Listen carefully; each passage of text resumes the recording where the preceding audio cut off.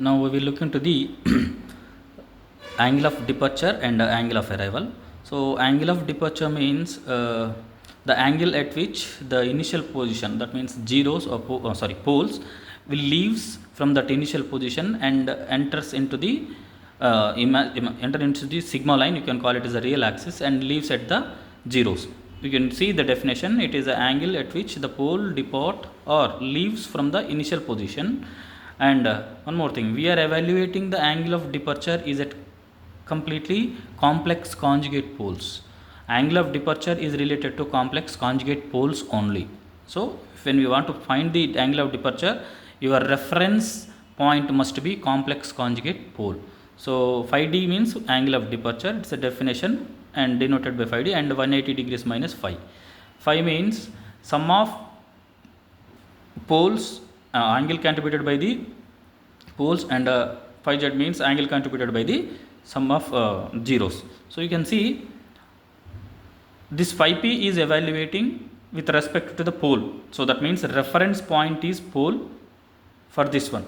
Angle of departure, reference point is pole. So we are taking one pole. From that one pole, we are drawing straight line to the remaining all poles and zeros, and we are finding that angle with respect to the x axis. That means you can call it as a real axis. With respect to real axis, we are finding the angles and summing the poles 1 and zeros 1. That is called the sum of angle contributed by the poles. Suppose 10 poles are there.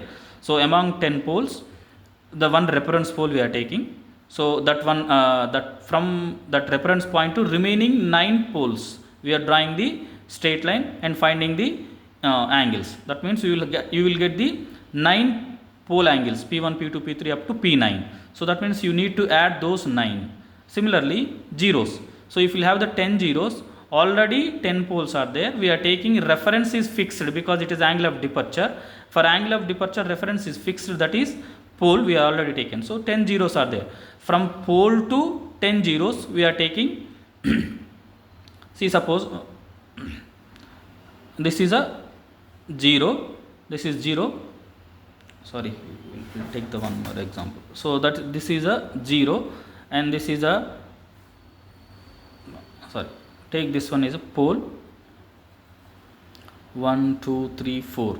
These are the four zeros are 4 poles are there, and 1, 2, 3. Let us take one more pole. So draw the each and every line. You will find the angle for this one, P1, P1, P2, P3, P4. Like similarly, find the Z1, Z2, Z3, Z4, phi Z1, phi Z2, phi Z3, phi Z4. Sum it. So like that, we are going to be add these 4 angles and finding the pi. So similarly, angle of arrival. Angle of arrival means it is the angle at which the pole arrives or terminate near the complex 0. Instead of poles, we are having the zeros. So similarly, at which angle the same poles will be reaches to the